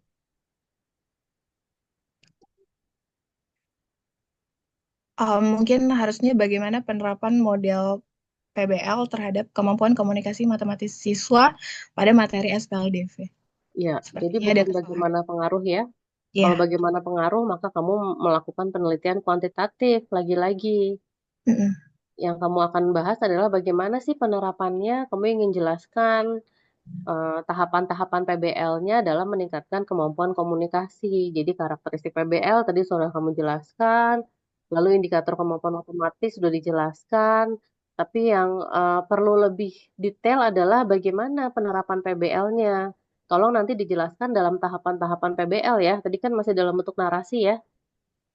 Iya, Dalam betul, bentuk Ibu. narasi, terus udah gitu berikan contoh juga dari banyak paper yang kamu baca, contoh-contohnya bagaimana. Tahap pertama PBL itu apa? Menggunakan masalah, kemudian dan seterusnya itu dibahas setiap tahapan dalam pembelajaran SPLDV. Sehingga kesimpulannya juga bukan model PBL efektif, karena kita nggak ingin membuktikan dia efektif atau enggak. Jadi nanti kesimpulan disesuaikan dengan perumusan masalah. Oke? Oke, baik, Ibu. Oke, terima kasih. Silakan yang terakhir kelompok 1.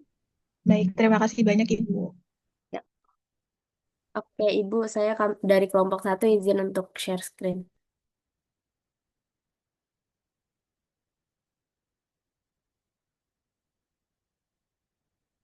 Apakah sudah terlihat?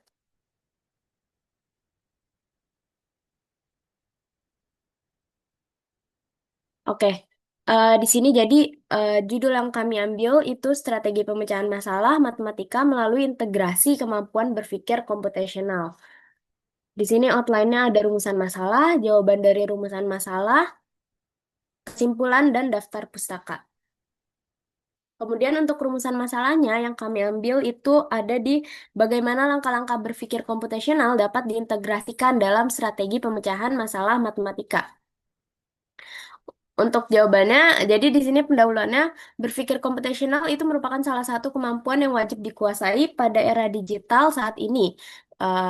Pertiwi et al. 2020. Computational thinking adalah proses berpikir secara terstruktur untuk menganalisis, memformulasikan, serta memecahkan suatu masalah menurut Boconi et al.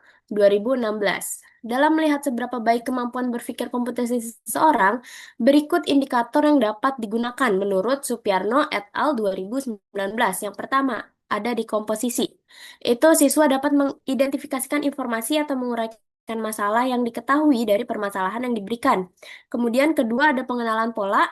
Itu siswa dapat menemukan pola serupa ataupun berbeda yang kemudian digunakan untuk menyelesaikan masalah yang disajikan untuk mendapatkan suatu penyelesaian. Yang ketiga ada abstraksi, itu siswa dapat mengubah masalah matematika menjadi model matematika. Kemudian yang keempat ada berpikir algoritma, siswa dapat menjabarkan langkah-langkah logis untuk menyelesaikan masalah yang diberikan. Yang kelima, terakhir ada debugging. Itu kemampuan untuk mengidentifikasi dan memperbaiki kesalahan atau bug dalam program. Nah, yang pertama, dalam tahap dekomposisi, ini kan berarti membagi permasalahan menjadi bagian-bagian yang lebih kecil. Di sini siswa menuliskan secara eksplisit apa saja informasi yang diketahui dan apa yang ditanyakan dari sebuah soal matematika. Dengan begitu, matematika yang tampak kompleks dapat diuraikan menjadi beberapa sub-masalah yang terpisah. Hal ini digunakan untuk mencegah siswa langsung melakukan perhitungan tanpa memahami struktur permasalahannya terlebih dahulu. Yang kedua, ada pengenalan pola. Setelah submasalah tadi terurai, siswa diajak untuk mencari pola atau keteraturan dalam komponen-komponen tersebut. Misalnya, pada deret bilangan, siswa diminta untuk mengamati apakah selisih atau rasio antar suku selalu sama. Nah, hal ini tuh memungkinkan siswa untuk mengingat rumus atau metode yang sudah familiar, sehingga langkah selanjutnya lebih mudah untuk ditentukan. Tanpa pengenalan pola yang tepat, siswa akan kesulitan memilih rumus yang benar dan seringkali terjebak dalam langkah hitung yang tidak relevan. Oke, berikutnya ada abstraksi. Pada tahap ini, siswa diminta untuk mengabaikan detail narasi atau visual yang tidak relevan. Misalnya, deskripsi panjang dalam soal cerita, dan hanya mempertahankan unsur-unsur matematika esensial, seperti variabel, angka, dan relasi. Hal ini dapat membantu siswa menyusun persamaan atau diagram yang benar-benar menggambarkan inti masalah tanpa terganggu oleh bumbu cerita. Oke, proses ini membuat perhitungan menjadi lebih ringkas dan terarah. Oke, berikutnya ada berpikir algoritma.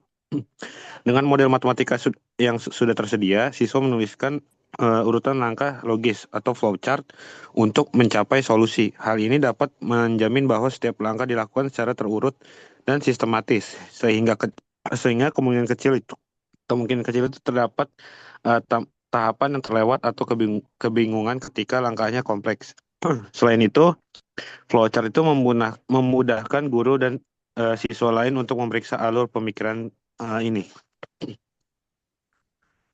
Yang terakhir, debugging. Setelah mendapat jawaban, siswa wajib memeriksa kembali melalui substitusi balik ke model asal atau memeriksa kesesuaian langkah. Misalnya, memastikan mereka memang mengkuadratkan R bukan diameter, memeriksa bahwa tanda positif atau negatif benar, atau memeriksa domain variabel seperti X lebih dari 0 untuk logaritma. Jika ditemukan ketidaksesuaian, mereka memperbaiki langkah yang salah sebelum menyimpulkan jawaban akhir.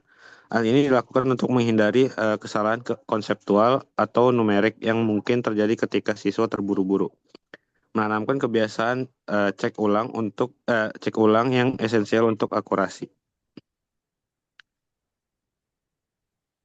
Selanjutnya, kesimpulannya, langkah-langkah berpikir komputasional diintegrasikan dalam strategi pemecahan masalah matematika dengan cara memulai dari dekomposisi, yaitu menulis data dan pertanyaan utama untuk memecah soal menjadi sub masalah kecil. Kemudian melanjutkan ke pengenalan pola dengan mengamati keteraturan numerik atau struktur geometris untuk memilih rumus atau metode yang tepat. Setelah itu dilakukan abstraksi dengan mengabaikan detail naratif dan menyusun model matematis atau variabel dan persamaan yang ringkas. Selanjutnya dirumuskan algoritma dalam bentuk urutan langkah logis atau flowchart agar proses perhitungan terstruktur, dan akhirnya setiap solusi diverifikasi melalui evaluasi dan atau debugging melalui substitusi balik dan pengecekan konsep untuk memastikan jawaban yang valid. Berikut adalah daftar pustakanya. Sekian dari kami, terima kasih. Saya kembalikan. Terima kasih kelompok 1. Masalahnya adalah bagaimana langkah-langkah berpikir komputasional tadi ya dapat diintegrasikan dalam strategi pemecahan masalah matematika. Nah, strategi pemecahan masalah matematika ada definisinya nggak? Kalau di sini kami belum nambahin sih, Bu. Lalu bagaimana kamu mendefinisikan ini? Eh, ini aja pengintegrasian langkah berpikir komputasional dalam memecahkan masalah matematikanya. Jadi dalam Nah, penyelesaian. beda. Dalam Oh, memecahkan masalah matematik sama dalam strategi pemecahan masalah matematik itu berbeda.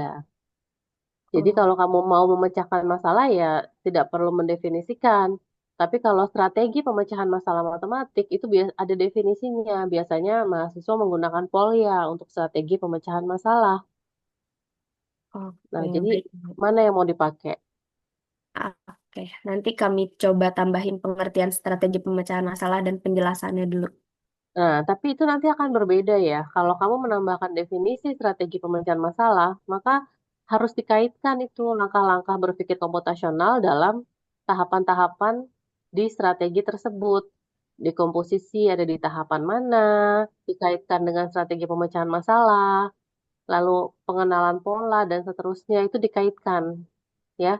Sementara ini Oh, tadi pembahasannya masih terkait dengan boleh lihat slide selanjutnya. Nah, ini kan definisi dan indikator ya. Dekomposisi berarti membagi-bagi permasalahan menjadi bagian kecil. Siswa menuliskan secara eksplisit apa yang diketahui dan apa yang ditanyakan. Kemudian, eh, matematika yang tampak kompleks diuraikan menjadi beberapa submasalah. Memisahkan bagian, nah ini kan semuanya teks ya, narasi ya. Ada nggak contoh-contoh yang bisa kamu tampilkan gitu dari paper-paper yang kamu baca? ah. Apakah dekomposisi itu sesederhana menuliskan diketahui ditanya saja, atau ada yang lain dari maksud dari dekomposisi? Karena kalau misalkan kita terlalu fokus pada, karena dari tadi apa apa sih ini computational thinking yang sebelumnya juga sama ya. Jadi kesannya itu hanya menuliskan diketahui ditanya gitu dekomposisi. Jangan sampai disimplify sehingga menghilangkan makna yang sebenarnya dari dekomposisi. Sehingga untuk bisa mengelaborasi ini kamu perlu berikan beberapa contoh dari paper yang menjadi sumber referensi ini. Oke? Tidak hanya di dekomposisi tapi juga untuk bagian lain dari computational thinking sehingga lebih jelas bagi para pembaca. Oke, mungkin itu masukan untuk kelompok satu. Oke, baik Ibu. Jadi nanti yang rumusan masalahnya ini bisa dihapus aja strateginya mungkin ya Bu. Jadi nggak terlalu kompleks Dalam dalam apa? dalam Memecahkan masalah memecahkan. matematik atau menyelesaikan Penyelesaian menyelesaikan mungkin bisa ya Bu. ya karena strategi Oke, pemecahan itu nanti ada lagi definisinya. Oke, oke, baik. Terima kasih banyak Ibu. baik, sepertinya sudah semua presentasinya. Kita lanjut lagi di pertemuan selanjutnya, presentasi yang round ketiga. Diperbaiki PPT-nya agar apa namanya tidak terlalu banyak narasi dalam satu slide ya. Jadi kita bisa lihat banyak ilustrasi, gambar, kemudian contoh-contoh gitu ya. Tadi kan masih banyak narasi secara teoritis ya, contoh-contoh masih belum banyak. Kemudian diperbaiki juga sesuai dengan saran yang Ibu berikan. Ada pertanyaan sebelum kita akhiri pertemuan hari ini? Ada? Ibu, ini ada pertanyaan untuk yang round 3 itu, apakah papernya harus udah jadi atau hanya PPT-nya dulu aja, Ibu? Paper belum jadi nggak apa-apa. Paper itu jadi dengan kamu membuat PPT yang bagus, yang bisa dipahami oleh eh, audiens, itu nanti akan mengimprove bagaimana kamu harus menulis dalam paper. Ya, jadi paper itu nanti Ibu kasih waktu submission sampai akhir Juni, sampai akhir Juni. Karena itu udah pekan UAS ya, jadi nanti Ibu kasih waktu untuk submit paper. Tapi untuk presentasi round ketiga di 3 pertemuan terakhir kita, Itu yang penting di PPT kamu sampaikan ide-ide yang akan kamu tulis di paper. Kalau papernya udah jadi setengah, ada udah 70% ya nggak apa-apa. Tinggal nanti masukan-masukan, pertanyaan dari teman-teman bisa untuk mengimprove isi dari paper. Seperti itu ya. Oke, baik Ibu. Jadi diutamakan PPT-nya dulu ya, Bu. Betul. Komunikasi secara lisannya dulu, Ibu mau lihat ide-idenya tersampaikan secara lisan, baru nanti di akhir presentasi semua kelompok sudah presentasi, baru Ibu kasih deadline waktu untuk mengumpulkan paper. Nah, tapi kelompok yang sudah presentasi segera direvisi ya papernya ya. Nah, untuk presentasi round ketiga, setiap mahasiswa diberikan kesempatan bertanya dan Ibu akan memberikan nilai keaktifan dari pertanyaan-pertanyaan yang diberikan kepada kelompok yang presentasi. Oke? Oke, Ibu, baik. Ya, silakan ditentukan urutannya ya, Rizka ya. Iya, Ibu. Oke, ada lagi pertanyaan? Jika tidak, kita akhiri pertemuan hari ini. Alhamdulillah selesai presentasi round kedua. Tolong dipersiapkan presentasi round ketiga. Mudah-mudahan bisa jauh lebih baik lagi nanti saat final presentation. Terima kasih. Assalamualaikum warahmatullahi wabarakatuh. Oke, Bu. Waalaikumsalam warahmatullahi wabarakatuh. Terima kasih, Bu. Ya.